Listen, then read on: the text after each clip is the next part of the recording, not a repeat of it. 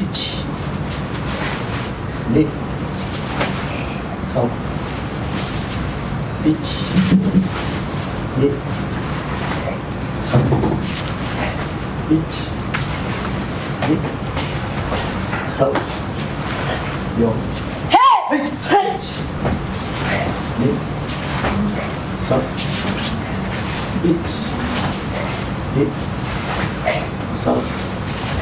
Então eles já nos acompanham, nós estamos nesse processo de formação também de outros participantes e esse é o trabalho que é realizado pelo Instituto. Tá? Então eu queria primeiro parabenizar vocês, estão todos de parabéns pela apresentação, pelo profissionalismo e por fazer parte dessa família.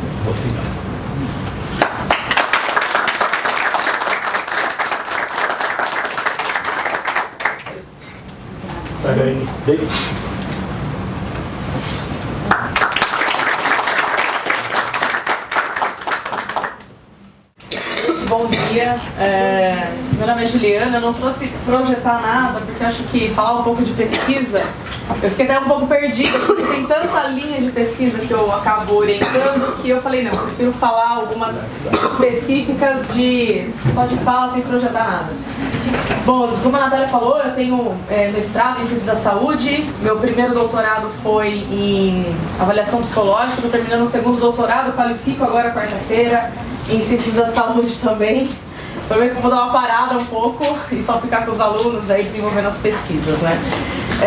A minha área é basicamente neuropsicologia, então a gente está tentando trabalhar a neuropsicologia dentro dessa questão do esporte. E a gente, assim, isso começou quando? Basicamente, eu já falei para quem viu alguma palestra minha, em 2009 a gente começou a desenvolver um trabalho de desenvolvimento motor no Parkinson. Então, para quem me conhece, sabe que a maioria das minhas linhas de pesquisa, os meus alunos seguem na área de envelhecimento, né? E em 2009, como eu estava atendendo já muito, a gente atendo muitos casos, na verdade, clínicos, né, que são os patológicos, as síndromes degenerativas ou as neurodegenerativas.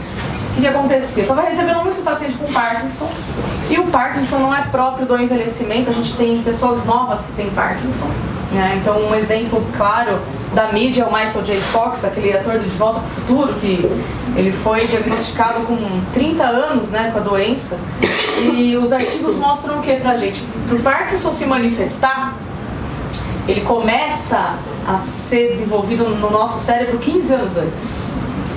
Então, e é uma doença neurodegenerativa. Então, quando a gente pensa em Parkinson, não é próprio do idoso, tá? Pessoas muito novas, elas têm Parkinson. A gente tem hoje tratamentos até invasivos, né? Eu tenho um paciente que eu estou há 5 anos atendendo em terapia. Você fala, nossa, Juliana, essa terapia demora tanto? Não demora. É que esse paciente, ele começou a desenvolver um Parkinson com 38 anos. Ele tinha alguns comportamentos assim de manias, né? Tinha mania de limpeza, manias. E aí, quando ele desenvolveu o Parkinson, ele veio para um hospital aqui de São Paulo e o hospital falou, olha, tem uma cirurgia. Na época não era por convênio, ele pagou a cirurgia inteira, mas tem uma possibilidade de amenizar os seus sintomas. Eu já vou falar um pouquinho dos sintomas desse Parkinson, tá? Por isso que é tão incapacitante. Tem uma cirurgia que a gente faz invasiva, onde coloca um chip no seu cérebro e esse chip tenta organizar o seu movimento motor. O que acontece no Parkinson? Tem uma região subcortical, a região do tálamo, ela manda informação cruzada para o meu organismo, mas esse sinal, essa informação é sincronizada. Quando acontece o Parkinson, tem uma neurodegeneração nessa região. Então a informação ela não é mais sincronizada, vai uma primeiro que a outra. Por isso que eu tenho todos aqueles sintomas, tá? Que eu já vou falar. Esse meu paciente aceitou fazer cirurgia. Então, alguns anos, uns 8 anos atrás, ele colocou um chip na cabeça que ajuda o cérebro a fazer mandar essa informação para o resto do corpo.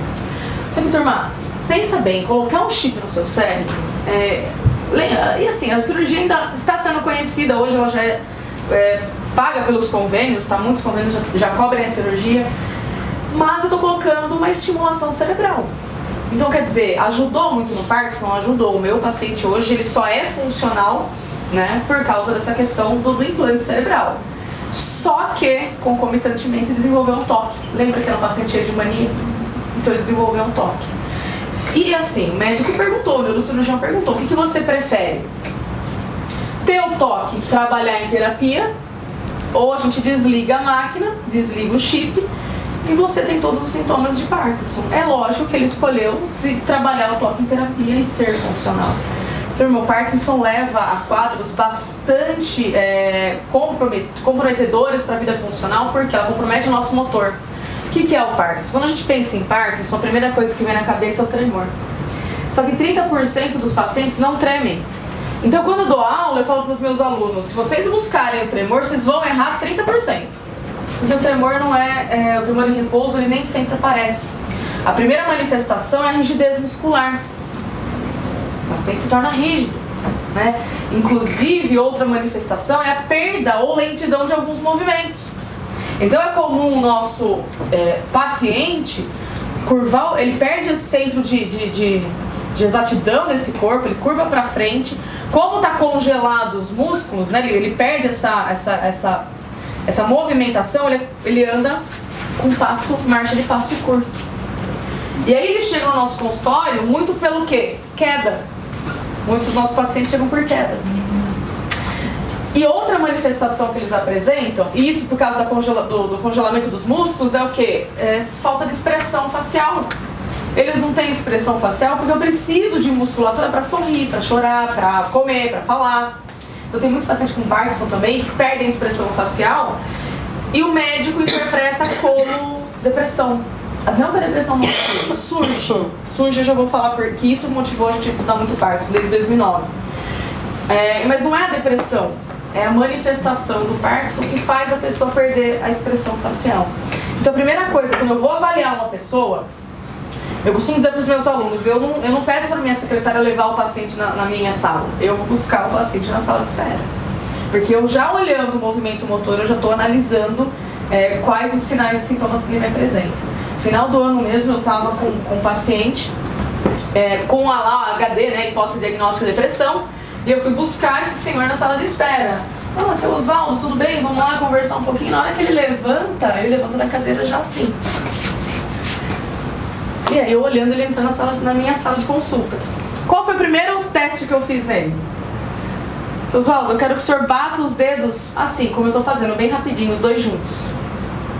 Turma, esse é o Finger Tapping Test, ou teste da batida dos dedos. Esse teste é um teste clínico, que a gente faz para olhar como o cérebro está mandando informação para o corpo. Claro que a gente consegue fazer, mas quem tem... Pode fazer. Quem tem Parkinson não consegue fazer sincronizado. Vai saber, né? Se a Natália tiver com internet aí, Nath, você pode até procurar o Finger Tapping Test, que é muito...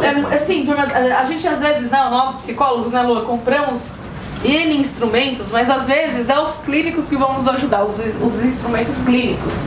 Então esse paciente, a hora que ele fez uma mão, hesitava, a outra ele fazia. Então é visível que ele estava com Parkinson, mas ele não tinha tremor. Então, de novo, se você olhar o tremor, você vai errar 30%.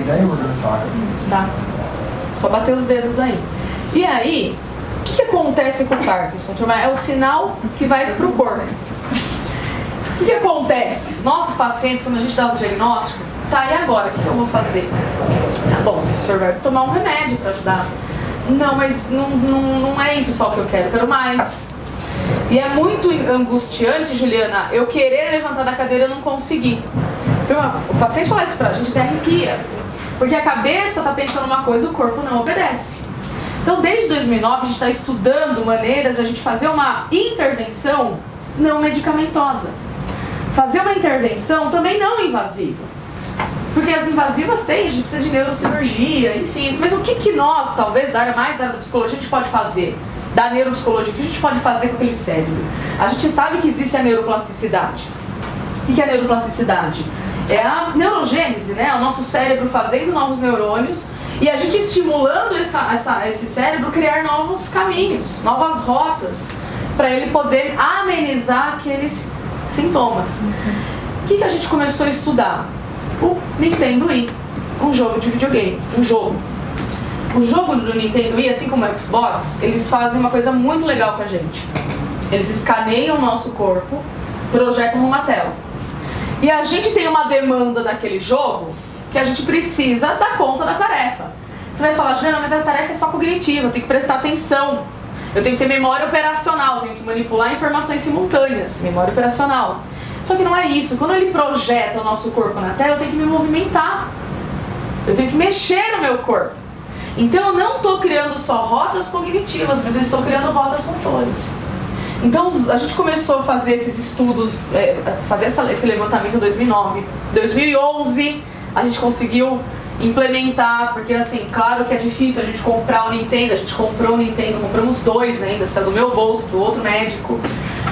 A gente implementou, fez uma fase de adaptação, porque não é todo jogo que pode, a gente chegou a comprar o Xbox, só que o meu Xbox, ele é terrível para os nossos pacientes. Não sei se vocês têm o Xbox, mas claro que a gente teve que jogar todos os jogos. O Xbox, ele é muito difícil para uma pessoa que tem uma certa limitação.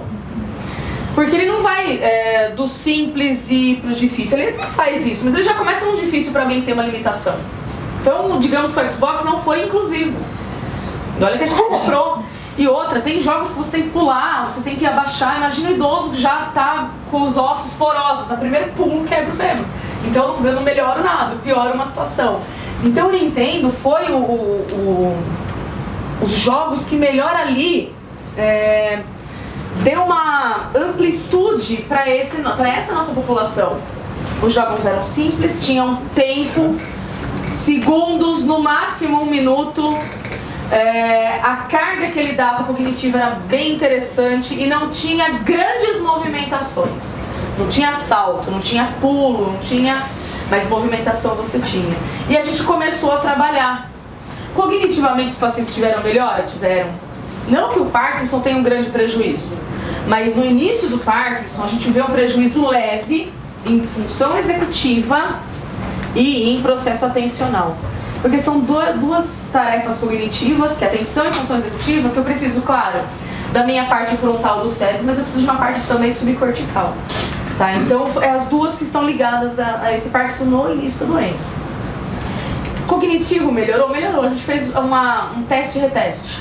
A gente avaliou no início e depois lá no final da sessão. E a gente viu que não é no início também que a gente tem melhoras. As melhoras cognitivas e motoras, porque a gente avaliou também o TUG, que é um teste Time Up and Go, e o Berg, que é uma escala de equilíbrio e marcha também. Então esses pacientes no início, numa intervenção de mais ou menos de uns 6, 7 meses, eles melhoraram. Tá? Cognitivo, foram os testes cognitivos, Minizane, Cancog, e os de marcha também.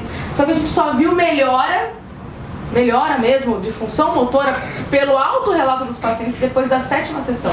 Então você não acha que você vai fazer um programa de intervenção com o jogo e depois amanhã ele já está bem. Tanto que isso foi umas perguntas que a televisão foi entrevistar a gente.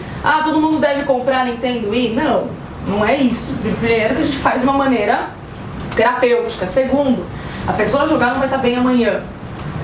Demora mais ou menos 7 sessões para ela começar a apresentar algum resultado. Então não é um processo rápido. Primeiro, né, eu estou criando conexão no cérebro. Estou criando novas rotas. Então é claro que não crio de um dia para a noite.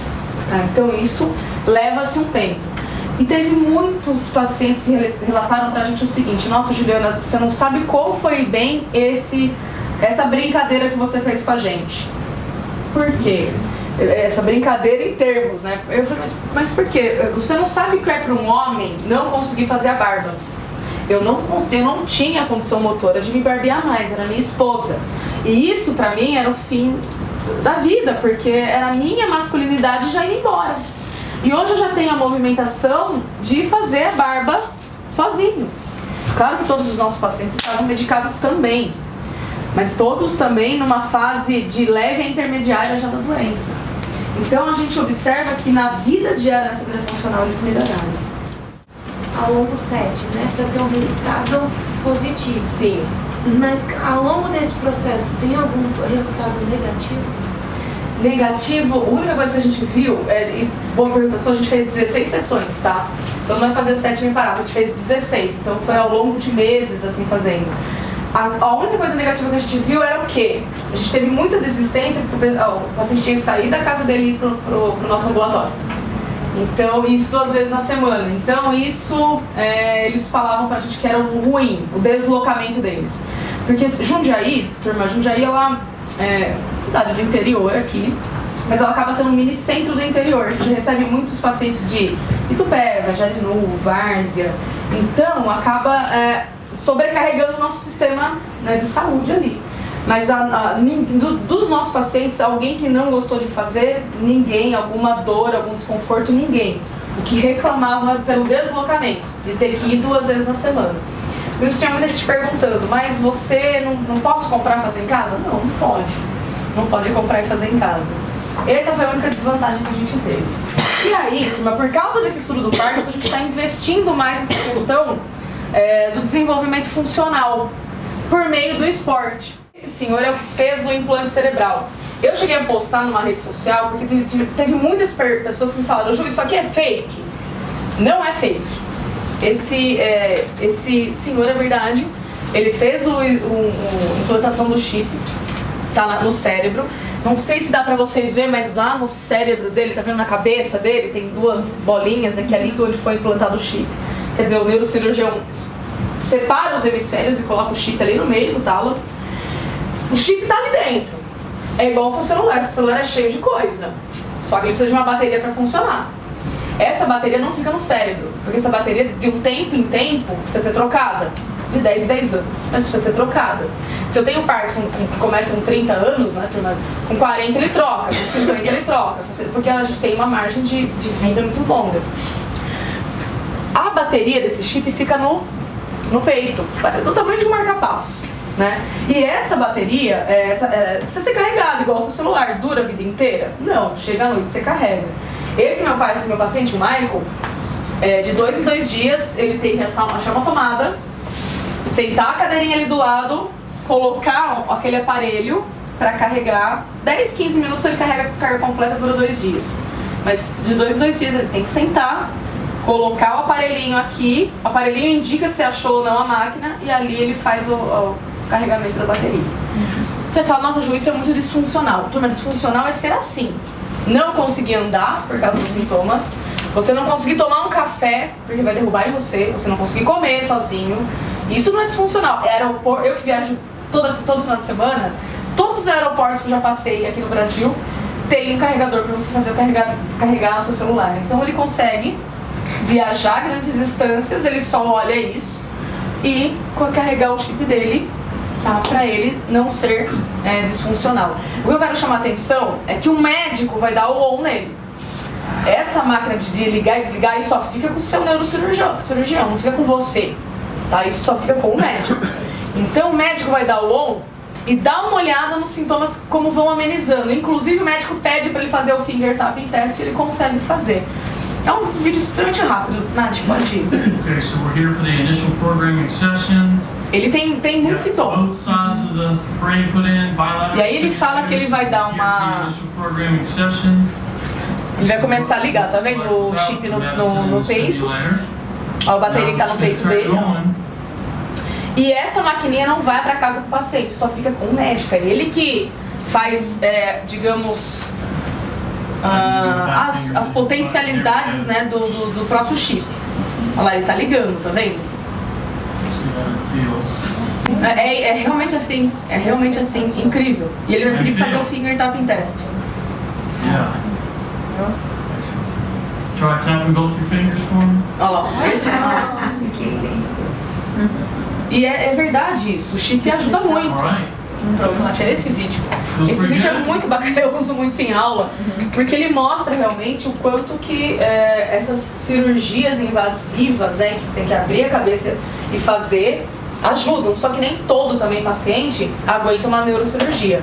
Tanto que essas neurocirurgias são indicadas para pacientes novos. Indicada para 40, para 50 anos. Não é indicada para pessoas mais idosas. Eu já tive uma idosa que fez com 72 anos esse chip, esse implante, e tinha tido um bom resultado. Turma, sempre toda regra tem uma exceção. Então ela, ainda bem, deu certo. Mas é indicado para pessoas mais novas, tá?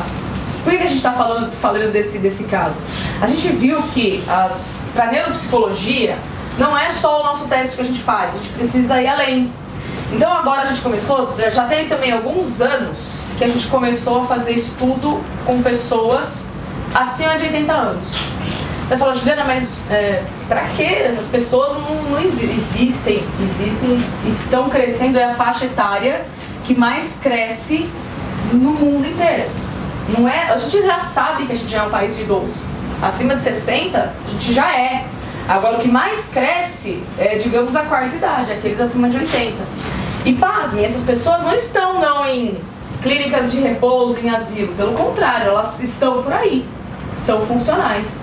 Então, eu comecei a fazer um estudo, que até tive um prêmio há 2 anos atrás, fazendo avaliação cognitiva de pessoas acima de 80. Para tentar entender esse perfil cognitivo de 80, acima de 80. Quer ver um exemplo? A gente, para avaliar a QI, tem um teste chamado, um instrumento chamado escala Wechsler de inteligência. Essa escala, a tabela normativa vai até que idade? Luan, 89 anos. Então, e assim, todos os testes, ou pelo menos os da psicologia, a maioria é 80, 89, eu estou validando um instrumento agora, que vai até 75 anos. Eu encontrei a autora que produziu esse instrumento e falei, mas viu, e o resto da população? Ah, Juliana, mas essa população não tem o que você quer. Eu falei, você não tem? A que eu mais tenho. Essa população acima de 75 é o que eu mais trabalho. Ah, mas essas pessoas já não estão tão bem. Não, se engana, estão bem sim. Só que o problema é que a gente não tem parâmetro. Turma, a gente não tem parâmetro. A gente precisa conhecer quem são essas pessoas acima de 80, acima de 90, acima de 100. Eu tive uma paciente uma vez que eu avaliei, e ela foi uma avaliação clínica. Ela estava com 103 anos. 103. Aí o geriatra que atendia ela pediu, Juliana, vai até a casa da senhora, da dona Eunice, porque ela precisa ser avaliada. Por que ela tem alguma coisa? Não, eu quero que você vá lá ver só. Eu falei, nossa, meu Deus do céu. Eu não tenho instrumentos que vão até 100 anos. Não tenho tabela normativa para isso. Gente, todas as avaliações que eu fiz foram adaptadas. Fui na casa dessa senhora, que morava lá no apartamento de Jundiaí. Gente, ela extremamente bem, funcional. Por que ela quis que eu fosse na casa dela? Porque ela chegou num ponto da vida dela assim, eu não vou ter trabalho não. Médico vem aqui me atender. Pago o que for, quero o meu conforto. Tá errada? Não. Porque ela tem as atividades dela, não pense que ela não tem as amigas com o café da tarde, não pense que ela tinha casa no Guarujá, então toda feriado prolongado ela ia, mesmo quando não era feriado prolongado, ela não tinha, mas os filhos pequenos, o trabalho, ela ia também. E eu fui avaliar e ela estava muito bem. Fisicamente, que eu fiz o get up and go nela, tanto cognitivamente. Sabe como ela faleceu? Ela faleceu com 105 anos, num dia descendo pra praia, descendo a serra, o filho dela bateu o carro na serra e faleceu os dois. Pensa, gente, se ela tinha 105, imagina a idade do filho. O filho também era idoso e o filho sentia alguns problemas. Ela não. E assim, ela ia mais anos. Garanto pra vocês, ela ia mais anos. E bem, então qual que é o nosso motivo para usar o esporte? Usar no sentido assim, para poder avaliar as minhas pessoas, os meus idosos, os meus super idosos, né? É tentar ver o quanto o esporte na vida deles fez reserva cognitiva, não só cognitiva, mas funcional também. Então a gente, para achar esses idosos, eu fiz convênio com uma faculdade lá de Jundiaí, chamada ESEF, que é a Escola Superior de Educação Física. Então toda sexta-feira de manhã, agora está tendo as avaliações, lá eu tenho 2 alunos, um de mestrado e uma de iniciação científica, eles estão fazendo o protocolo de avaliação, onde tem o protocolo cognitivo e tem o protocolo de marcha, de funcional. Uma coisa que a gente está vendo, o TUG, que é o Time Up and Go, que a gente está aplicando, dentre outros físicos, né? O Time Up and Go, a gente não tem normatização para pessoas acima de 80. O que eles falam? Pessoas acima de 60 faz esse percurso desse teste. O que é esse teste, né? Eu vou te fazer para vocês. Tem que ter uma cadeira, assim, sem braços. A pessoa tem que andar uma distância de 3 metros. Então, no meu passo, são 5 passos. Então aqui, eu coloco um cone, alguma coisa, a pessoa tem que levantar sem ajudar com as mãos, dar a volta e sentar. É isso que ela tem que fazer.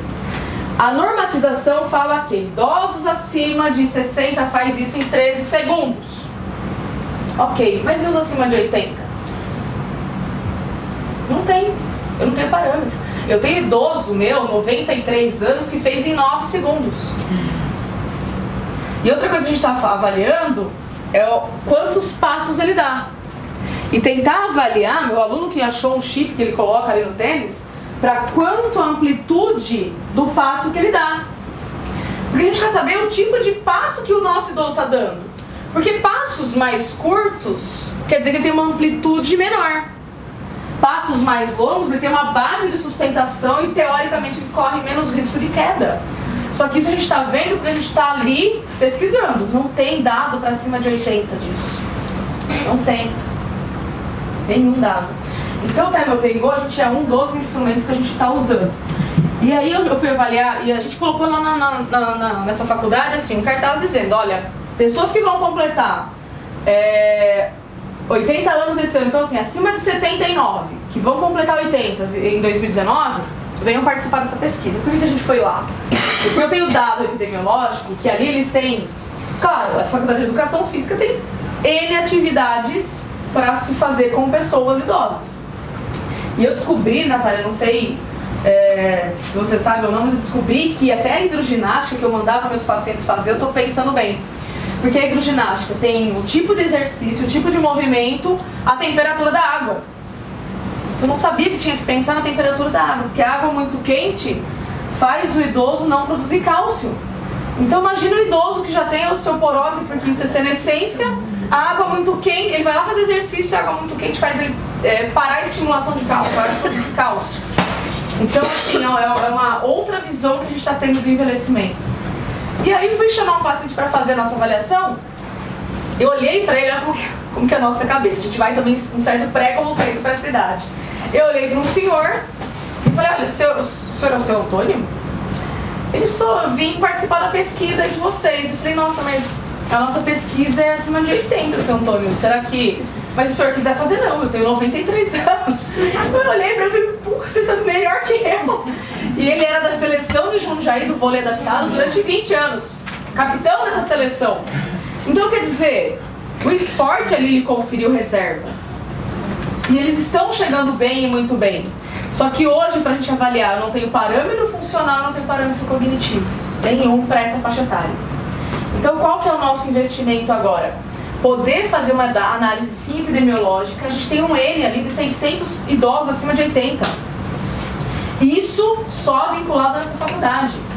600. Então imagina a gente sair para outros lugares, olhar essas pessoas e tentar ver quem que é o idoso. Porque se eu olho a marcha dele, se eu sei que ele tem um risco de queda no tipo de passada que ele dá, como que ele apoia o pé e a amplitude de marcha que ele tem, pode ser que eu estou ali avaliando, tentando avaliar uma prevenção de queda.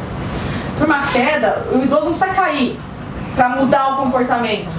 Ele pode saber que o amigo, que o vizinho caiu e deixar de sair de casa pelo medo de cair que nem o vizinho. Isso é chamado na geriatria de temor cadente, o medo de cair. Não necessariamente precisa ter caído, mas saber que o outro caiu já faz ele se isolar.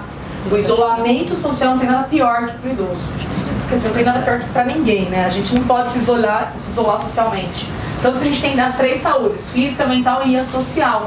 Então você se isolar, você acaba com a sua saúde física e você acaba com a sua saúde mental. As 3 saúdes andam juntas. Então ter esse medo de cair é prejudicial. Muito prejudicial, porque decorre a depressão, decorre problemas físicos ao longo do tempo.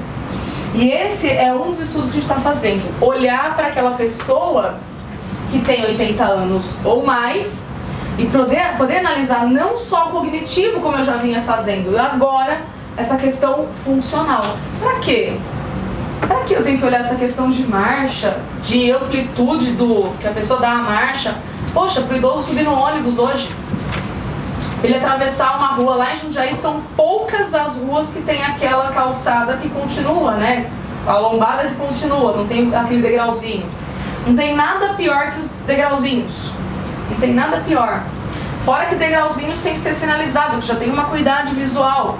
Então não tem nada pior que isso. Acho que a gente olhar para esse idoso, saber que ele é a faixa etária que mais cresce, a gente quer sim chegar lá para o município de Jundiaí e falar, olha, temos um X de idosos. Estão bem? Estão. Só que a nossa cidade ainda não está preparada para recebê-los. Se eu quero onerar menos no nosso hospital geral, que é o São Vicente, se eu quero onerar menos nesse hospital, eu preciso da condição. Então, um paciente com queda, quebrar o fêmur, que fica 3 meses no hospital, que fica 4 meses acamado, isso onera o sistema de saúde. Então, falar do esporte hoje pra gente é falar de saúde. A gente teve uma reunião tem menos de um mês. Eu, o professor de biomecânica da ESEF e a diretora da ESEF, porque eu sou ligada à Faculdade de Medicina de Jundiaí e à Universidade de São Francisco, né?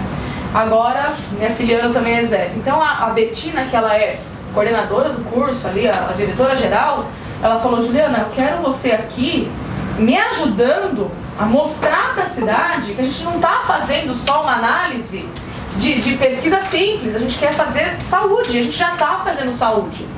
Porque quando eu me preocupo de colocar a temperatura da água ideal para o meu idoso, pensar em treinar os professores para atender o idoso, e não é idoso todo mundo, é idoso de 60 a 70, 70 a 80 e acima de 80. Eu estou dando saúde, porque eles estão indo menos procurar o serviço de saúde. Então o esporte pra gente hoje não está sendo só a prevenção, ele está sendo incluir esse meu paciente no município e fazer o município gastar menos com saúde. Gastar menos porque onera menos. Ele está bem, quem está bem não procura o médico. Essa é a nossa ideia. Claro que o físico chama atenção, mas eu, que sou psicóloga, penso muito no mental. Penso muito em tirar esse idoso dessa depressão. Turma, vocês não sabem outro índice que está acontecendo no Brasil, e assim, eu acho que a gente não tem ideia do número de suicídio que acontece na terceira idade. Por que a gente não tem ideia? Porque o suicídio ele é mascarado.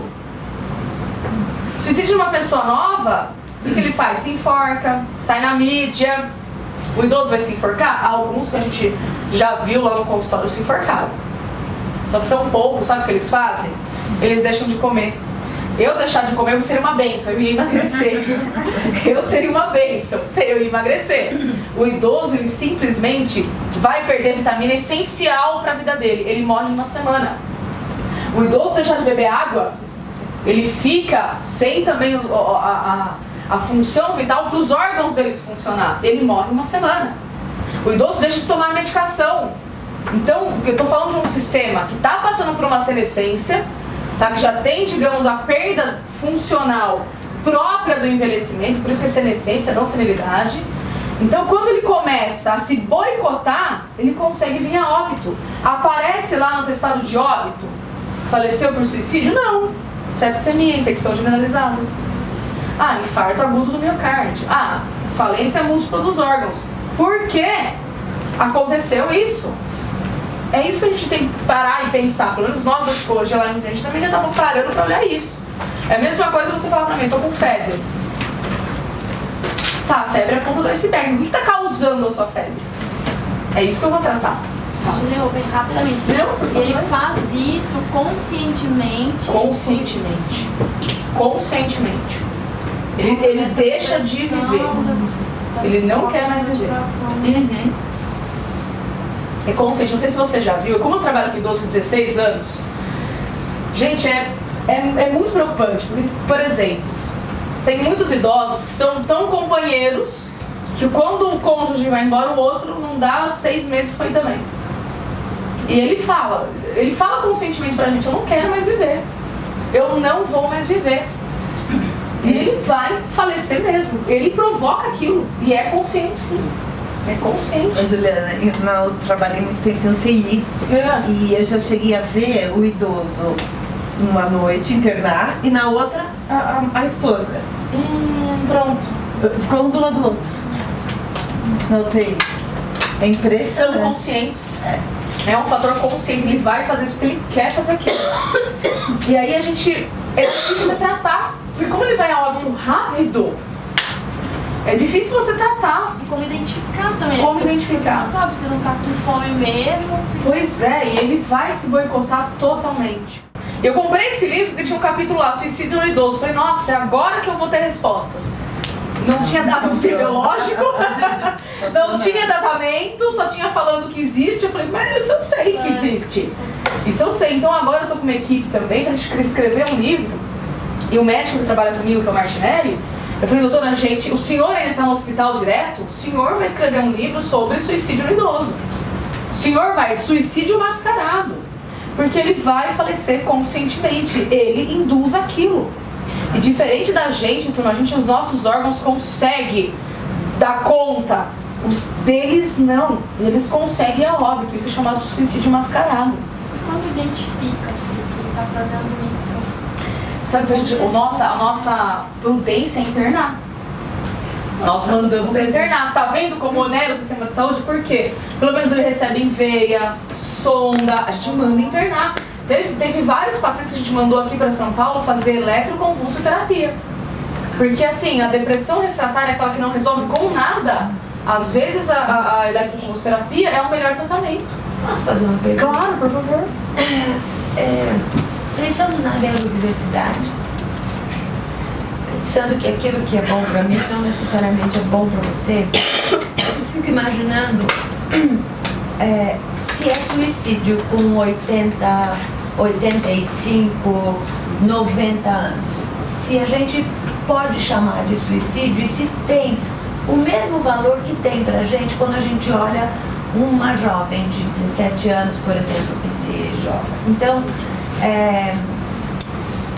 acho que junto com isso, né, que você está contando, que é riquíssimo, eu estou vivendo aquela fase da perda dos pais, né? Uma mãe com 88 anos, 88. com Parkinson, mas recente, que ela adquiriu, e um pai com demência já há alguns anos. Que idade? 92. Está apagando. Tá apagando literalmente. Literalmente. Está apagando a luz, ele foi perdendo. E aí você fica olhando. E eu, essa última vez que tive com ele estava assim, encostado, ele fez ai. Ele deu um suspiro, que juro por Deus, assim, ele podia dizer boa noite para a vida ali. Se ele tivesse condição, eu acho que ele diria boa noite para a vida. Eu não sei se eu chamaria de suicídio, entende? Eu estou pensando no valor da palavra, tá? Sim. Nesse valor, porque quando a gente fala em suicídio de idoso, tem um X de atenção para isso. Sim. E aí a gente está falando de uma coisa que, assim, a gente, quando chega nessa idade de ver os pais partirem, é completa. Eu me lembro que eu tinha a idade da minha filha quando eu vi meus avós partirem. São experiências completamente diferentes. E aqui eu já estou me projetando ali, né? A próxima sou eu, essa coisa. E você muda o referencial, você muda, é um giro. Então eu fico pensando se essa morte que você está chamando de suicídio. Mas por isso que eu acho que a gente precisa avaliar o contexto, que nem ela perguntou, é consciente.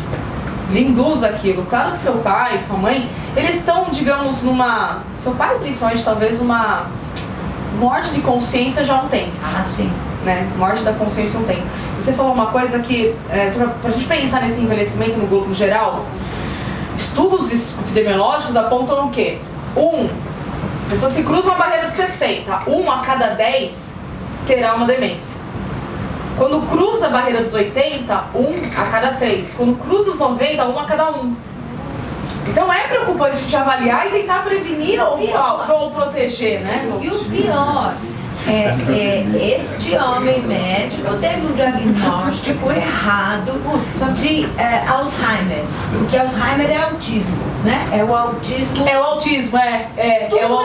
Alzheimer. Como tudo é autismo na infância, tudo é Alzheimer na velhice. Exatamente. E ele tomou uma medicação que fez com que o cérebro diminuísse as sinapses, ou seja, ele oxigenou muito menos. Ele teve muito mais isquemias e o problema dele não foi demenciou muito mais. A gente não sabe o diagnóstico. Eu vejo pelos meus alunos, olha o que o teste diz. Não é o teste que vai dizer, é você que tem que olhar o contexto. Eu brigo com os meus alunos todo final de semana. Esse final de semana eu tô aqui em São Paulo dando aula. Mas vou dar aula também e vou falar a mesma coisa. Não é o teste, é o contexto. É vocês, psicólogos, que tem que ir. E eu dou aula pra médico também, eu falo a mesma coisa. É vocês, médicos, que tem que olhar. Médico é pior ainda, né? Não é 5 minutos também, né? Você tem que fazer uma avaliação, uma anamnese um pouco mais elaborada. Turma, por que o teste? Olha só, falando só um pouquinho dessa questão de demência, né? Depois eu já volto pro suicídio e respondo a tua pergunta. Eu faço muitas avaliações e teve uma senhora que eu fiz, ela falando, assim, ela fez um QI, mas de 132. O teste da Luana, nunca vi um teste tão bem feito, todas as partes daquele instrumento. Olha que a gente usa muitos. Você fala, João, não tem nada. Turma, ela tem. Olha o sintoma principal. Essa senhora, professora aposentada, diretora há 30 anos, de pititicos. Então, ninguém mais conhecia a criança do que ela. Morava ela, a filha e a neta de 4 anos. Ela esquecia de dar comida pra neta. E aí, quando a filha dela perguntava, mãe, você não deu comida pra Júlia? Ela não pediu, mas que criança de 4 anos vai pedir comida, vai pedir janta? Quer dizer, isso é manifestação de algum sintoma. Não é porque o teste não deu que ela não tem um diagnóstico. Ela tem que ter um diagnóstico, porque ela não era assim, ela mudou. Então as pessoas não sabem olhar para o contexto mais.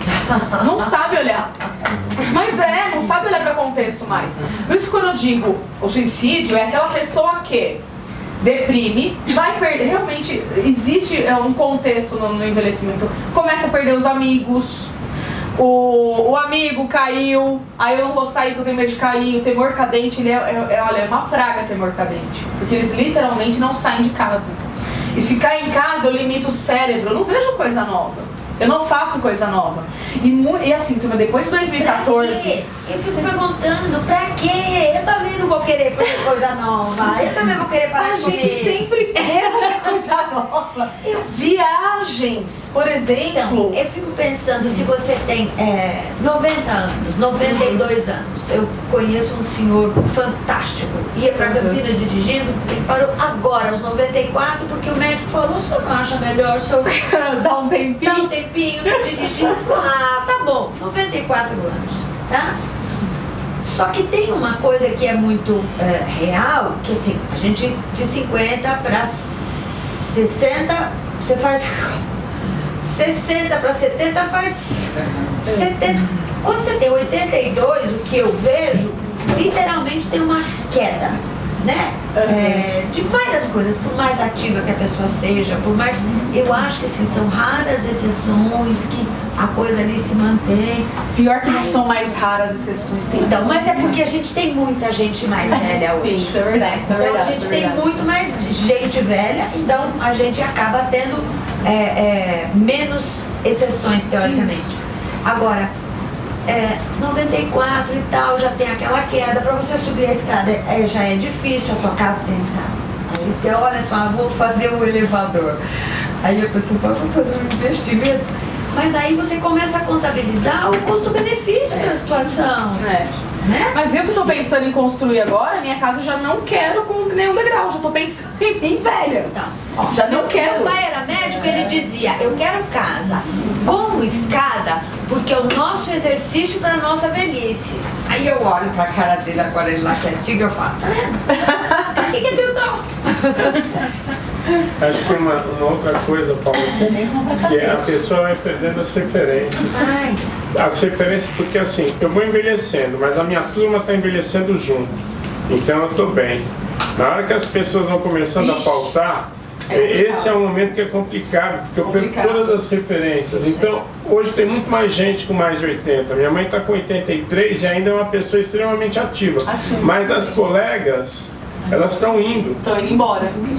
E ela está ficando sozinha. E ela sente que o momento dela está chegando por conta disso. As perdas. Realmente perde um pouco as referências, sim. Agora, nessa crise que o país passou em 2014, turma, 2014 foi muito gritante para o envelhecimento. Por quê? A pessoa, isso eu vivenciei e vivo ainda. Por quê? As pessoas da nossa idade foram mandadas embora do emprego. A gente é caro, não sabe fazer direito, eu prefiro ficar com aquele experiente que tô pagando menos. Então muitas pessoas da nossa idade, 30, 40, 50 anos, são mandadas embora. Quem sustenta a casa é aquele senhor que já está aposentado e está trabalhando ainda, de 60 a 70 anos. Meu pai está nessa faixa e não pensa em parar de trabalhar. O que estreou agora é o verdadeiro, aquele museu. eu não vi, eu não sei quem que é. A gente tem pessoas, eu falei pra minha mãe, eu falei, como é que elas estão conseguindo andar? Então a gente tem uma Rosa Maria Mutinho, que até 2, 3 anos atrás, ela não estava andando, ela estava mancando. A gente tem várias dessa faixa de idade que com certeza mais de 85 anos. Sim. A própria Ana Cardoso teve um problema de isquemia, mas continua atuante e continua funcionando. Mais de 90, eu acho que é ela. Tá, então a gente está falando de uma camada socioeconômica que tem condição, né, de estimular o cérebro em todos os sentidos. Mas aí é que tá, não é só porque tem uma... Hoje eu vejo isso, não é só porque tem dinheiro.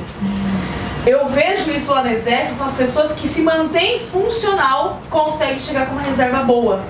Por isso que a gente está entrando no esporte. E parece que o esporte, ele está dando para esses idosos alguma reserva a mais. Por que eu estou falando isso?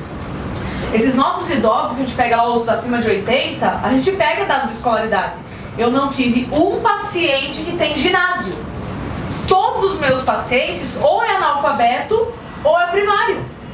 Eu não tive um ginásio. Mas tiveram que trabalhar duro a vida inteira. Trabalharam duro, mas sempre mantiveram o esporte ali, ou com caminhada, ou com a ginástica, ou com corrida. E quando entrou ali nos 60 anos, continuou trabalhando mesmo, mas não deixava de à noite fazer uma atividade. Então assim, atividade, isso que eu achei interessante, porque a gente estava pensando em aplicar uma outra escala de condição de vida, mas aí nosso tempo não ia dar. Para 2 estudantes, só eu nunca tô lá, eu falo para eles, pega pelo menos o contexto, quanto tempo faz atividade, quando começou. Turma, o que a gente vê os melhores, que tem a marcha melhor, que realmente fez desde criança, mesmo tendo trabalhado duro. Mas alguns que começam com 60, depois que se aposenta, também vai com reserva. Menor, mas também vai.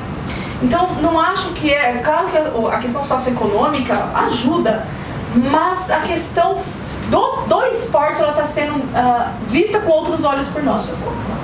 O esporte tem outro... Não tem, acho que não tem nem... Gente, como... E assim, até me culpo, porque assim, hoje eu parei um pouco das minhas atividades, só faço natação. E detalhe, faço natação de quinta e terça, das 6 às 7 da manhã, com idosos que dão pau em minha piscina. Eu vou na 25, tô morrendo na 25, eles já foram 25, estão voltando já. E eu, na Alemanha, cheguei nos 25. Água muito quente. Boa. Então assim, tô me culpando que eu quero fazer mais coisas, mas eu tô vendo que o esporte tá dando uma reserva. Não só no corpo, turma, na cabeça. A gente não pensa no cérebro, né? Mas o esporte tá dando essa reserva. E eu me preocupo muito com a depressão, porque é aquele idoso que às vezes está ali cuidando do neto, é o idoso que tá funcional, é o idoso que tá trabalhando, mas não parou de viver, deu um desânimo e parou de viver porque perdeu o amigo, porque caiu, porque não sei o que. E nessa depressão ele vai prejudicar o que? O social, o mental, o físico. E é nessa que é o risco do suicídio. Ele está consciente, não consciente. Quer dizer, ele está ativo para pensar em não viver mais. Entendeu? É nessa, acho que a diferença das duas perguntas é que um é inconsciente, a outra é consciente.